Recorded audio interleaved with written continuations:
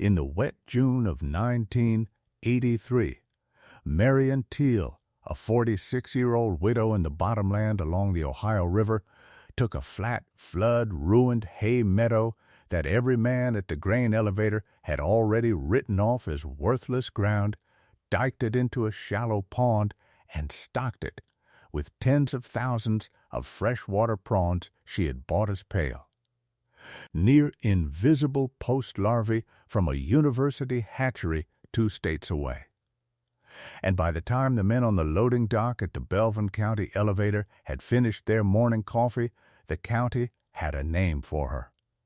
They called her the Shrimp Woman, and they laughed about it for 2 full summers, right up until the drought came down on the river valley like a slow judgment and burned every clean-plowed cornfield gray for 30 miles. Every field but hers. She had not gone soft in her grief. She had read a thing in a dead woman's hand that not one of those men had ever had the patience to read. You would have known her at a glance if you had stood at the fence that summer. She was a lean, square-shouldered woman gone silver early, her dark hair shot through with gray and pinned up in a loose knot at the back of her head, strands of it always working loose to stick against a sunburned neck. Her face was weathered as bottomland faces get, tanned and creased at the eyes. No softness left in it that the sun and the wind and the burying of a husband had not already taken. She wore the same faded blue chambray work shirt most days, sleeves shoved up past the elbow, the cloth gone pale and thin at the shoulders, and streaked dark with pond mud by noon. Below it, she wore olive rubber chest waders that came near up to her arms. And when she walked out into that shallow water, she moved slow and certain, like a person who has decided something and is done arguing about it. Her hands were the hands of a woman who had pulled her own living out of the dirt for 30 years, broad-knuckled, scarred, never still.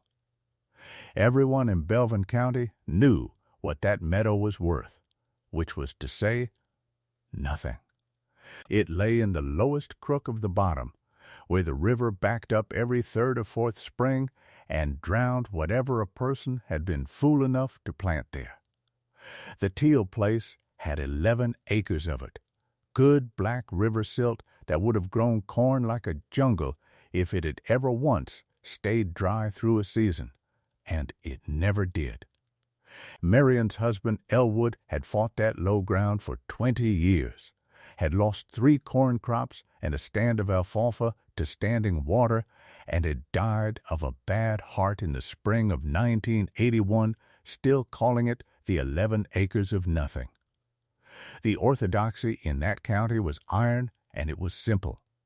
You farmed the high ground in corn and beans.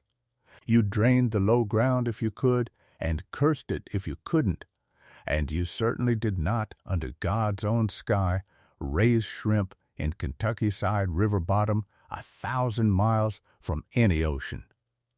Shrimp were a coastal thing, a Gulf thing, a thing that came breaded in a paper basket at a fish house. The notion of a widow woman flooding good silt on purpose and pouring bug-sized sea creatures into it was, to the men at the elevator, the funniest thing that had happened in Belvin County in a decade. If you have ever watched a whole town decide that a steady, capable person had lost her senses, simply because she was doing a thing they did not have the patience to understand, then you already know why this story matters, and you already understand Marion Teal. Stay with her. Because what those men on the loading dock were laughing at was written down in pencil, in a dead woman's careful hand, in an oilcloth-covered notebook that sat on Marion's kitchen table, and not one of them ever thought to ask what was in it. The notebook had been her mother's.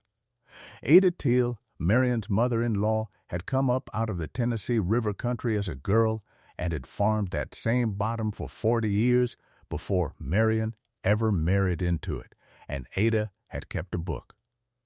It was a fat, soft thing bound in cracked black oilcloth, the pages swollen with damp and dense with a small, slanting pencil script. And in it Ada had written down everything the bottom had ever taught her, how high the water came in a bad year and a worse one, which corner drained first, and, in the back third, in entries that ran across the better part of 2 decades, a slow, patient argument with herself about water.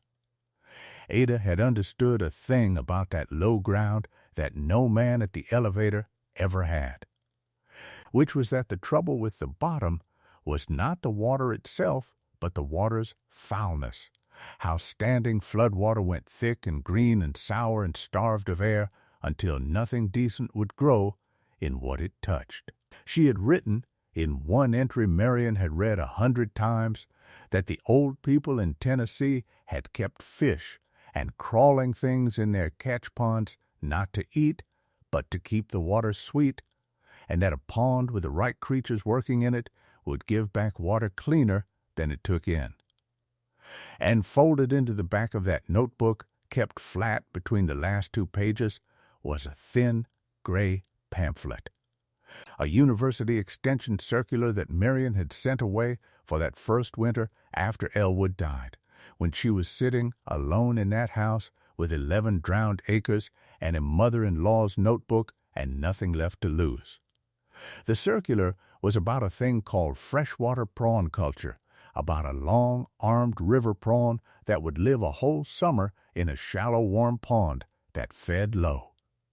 Along the bottom, on the very algae and rotting muck that soured standing water, and that grew from a speck to a thing the length of a person's hand between May and October.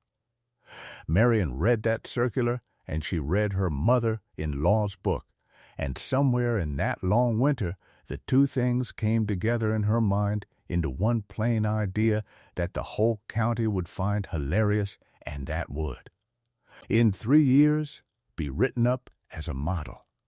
The prawns would eat the foulness, the pond would bank the water and sweeten it, and the water she drew off that pond to flood her second cutting of hay would come back to that meadow cleaner and richer than anything that ever ran out of a well. So, in the wet spring of 1983, she hired a man with a small dozer to throw up a low earthen dike around the worst 4 acres of the bottom, and she flooded it 2 feet deep with river water. And in the last week of May, a refrigerated truck from the university hatchery met her at the county line and handed her, in aerated bags, somewhere near 30,000 post-larval prawns, each one no bigger than a grain of rice and near clear as glass. She stood beside her own diked meadow and poured them in a little at a time, tempering the bags in the pond water as the circular told her, and the whole thing looked, to anyone driving past on the county road, like a grieving widow pouring buckets of nothing into a mud puddle. Royal Dunmore, who farmed the high ground on 2 sides of the Teal place and had been trying to buy that bottom off Elwood for 15 years, drove past slow that afternoon and did not stop. He did not need to stop. He could wait. He was a patient man, and he could see a thing failing from the road. The work of that first summer was slow, wet, unglamorous work, and she did most of it alone. She walked the dike at dawn every morning to check for muskrat holes that would let the pond bleed out. She kept the water moving with a paddle wheel aerator rigged off an old tractor motor, because the circular said the prawns would smother in still water on a hot night. She tested that water with a little chemistry kit from the extension office, writing the numbers down in the back of Ada's book in her own hand now, below the dead woman's, so that the 2 scripts ran together down the page.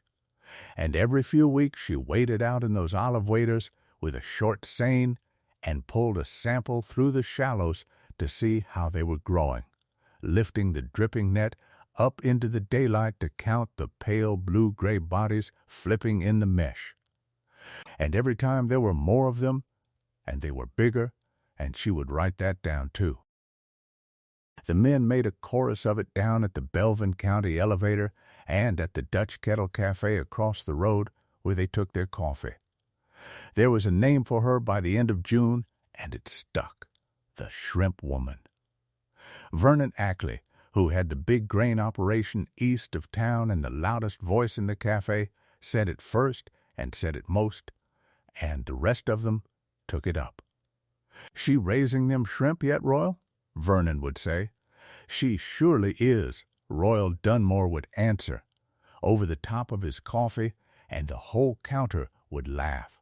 Royal never laughed loud. Royal was waiting for the bottom ground, and a woman who was pouring her dead husband's silk full of sea bugs was a woman who was going to need to sell before long. And he could be patient about that as he was patient about everything. It was his wife, Nadine, who set down the coffee pot in her own kitchen one evening that first summer and said his name the way a wife says a name when she has heard enough. Royal, just that. And Royal said nothing, and drank his coffee, and went on waiting. That is the part of this story you have to sit with, the 2 full summers of it, because the county did not turn in a day. It laughed in 1983, and it laughed in 1984, and Marion Teal walked her dike at dawn and ran her scene and wrote her numbers and said almost nothing back to any of them.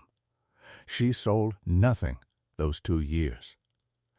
She was learning the pond, banking her mother-in-law's water, teaching herself the slow trick of drawing off the rich bottom water in August and running it out across her hay meadow through shallow ditches, and watching that second cutting come back so heavy and so green that she had to buy a neighbor's spare rake to get it all up. But hay is not a thing a county notices, and a quiet green meadow is not a thing men laugh about, so the story in the cafe stayed the same. The Shrimp Woman and her mud puddle. And then, in the late summer of 1984, the thing that nearly ended it arrived, and it did not come as a flood or a freeze. It came on county letterhead. A sanitarian from the county health department, a careful young man named Del Pruitt, who was only doing the job the state paid him to do, drove out to the Teal place in August of 1984 on a complaint filed by a party the letter did not name, though Marion knew, and everyone in the cafe knew, who at the elevator had the standing to file it. He walked her dike and looked at her aerator and asked her about permits she did not have, because no permit for what she was doing had ever existed in Belvin County, there being no other soul in the county doing it. "Ma'am, I've got no line on the form for whatever this is," he said, standing at the water with his clipboard. "There's no box to check for shrimp." "They're not shrimp," Marion told him. "They're prawns, and they keep the water clean, and that water waters my hay. Test it. Test the stream I take it from, and then test what I put back." "That's not really how the complaint reads," he said. "I know how it reads," she said. "I know who wrote it, too, and he wrote a report." The report used words like unpermitted aquaculture and potential nuisance discharge, and it recommended that the operation be reviewed and possibly abated. And a copy of it, by some hand, ended up tacked to the corkboard just inside the door of the elevator, where every man who came to sell grain could read it going in. That was the night Marion Teal came the closest she ever came to filling the pond back in. She sat at her kitchen table with the sanitarian's letter and her mother-in-law's oilcloth book both open in front of her under the one hanging bulb, an aging woman in a mud-stained chambray shirt with her gray hair come all the way down out of its knot, and she did the arithmetic of quitting. She could break the dike in a day. She could let the bottom go back to being 11 acres of nothing, sell it to Royal Dunmore for whatever he cared to offer, and stop being the thing the whole county laughed at. Nobody would have blamed her. Her husband was 2 years dead, and she was doing this alone. But she did not break the dike.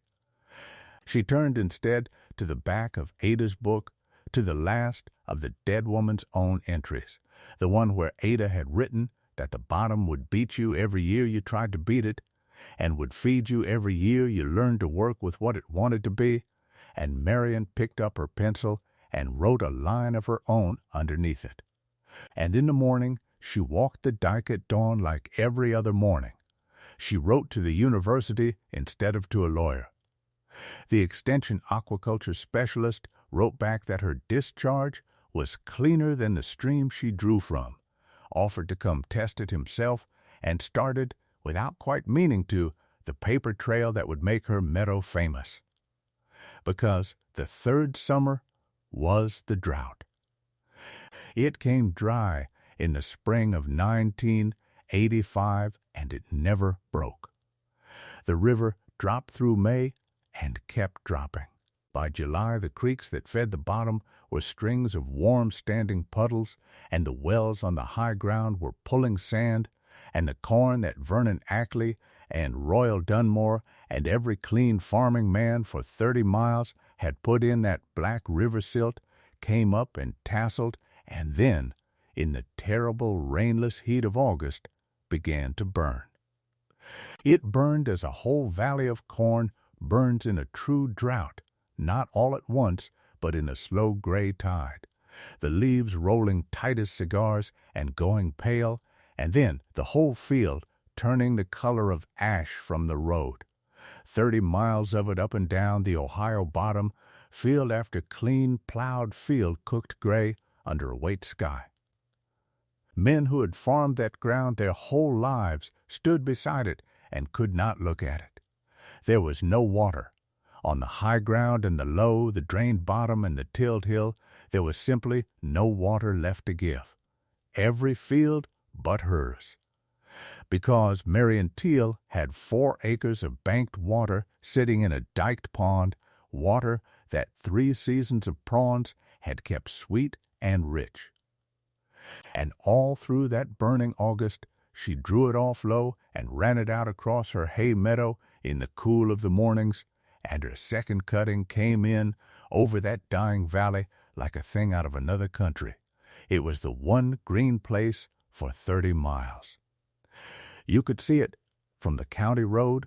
You could see it from Royal Dunmore's ruined cornfield. 4 acres and then 11 of hay so heavy and so deep a green it looked wrong against all that gray, and above it the pond lay flat and shining under the drought sky while the whole rest of the world turned to dust.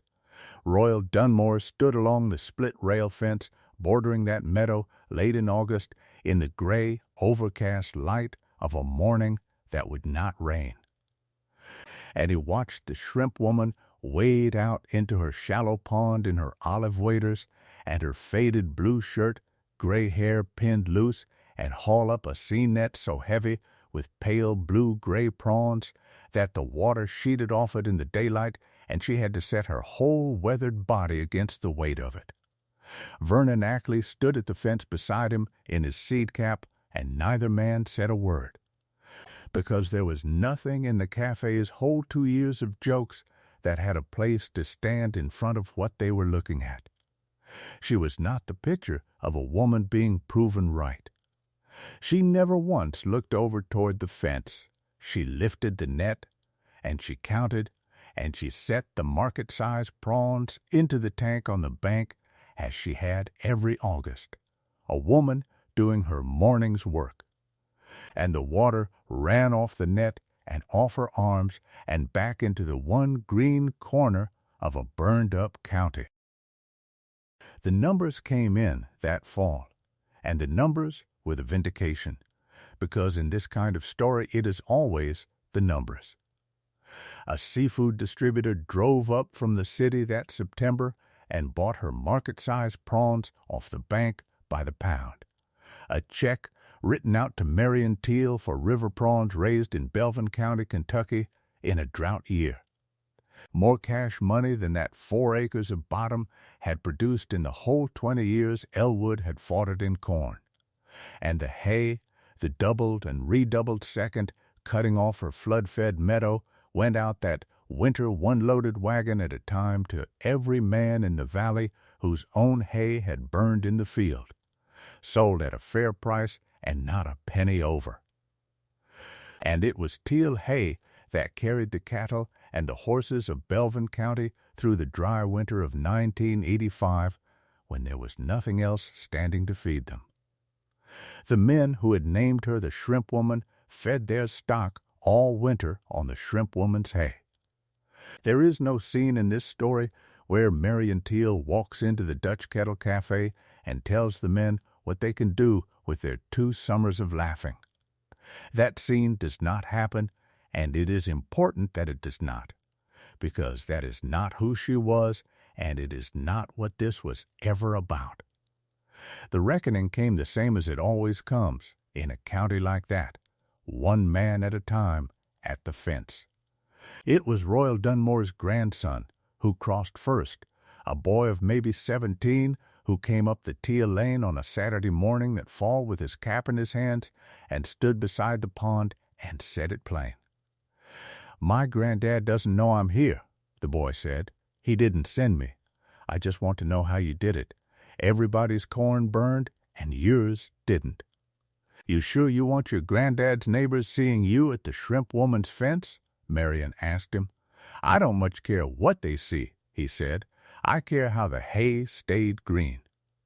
And Marion Teal, who had waded that pond alone for 3 summers, while his grandfather waited by the road for her to fail, dried her hands on her chambray shirt and walked the boy out along the dike and showed him. She showed him the aerator and the seine and the shallow ditches that carried the sweet water out to the hay, and she let him hold the oilcloth notebook that his own great neighbor Ada had filled in pencil.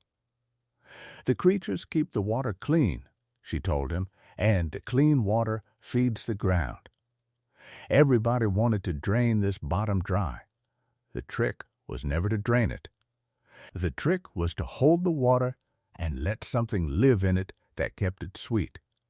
A person only has to be patient enough to let a low place be what it wants to be." "That's it?" the boy said. "Just hold the water?" "That's most of it," she said.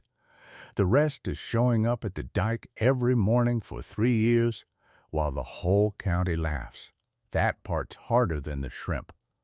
Royal Dunmore himself came in his own time that winter to buy hay like the rest of them, and he stood at Marion's barn with his hat off, and he said the nearest thing to an apology a man like that can say.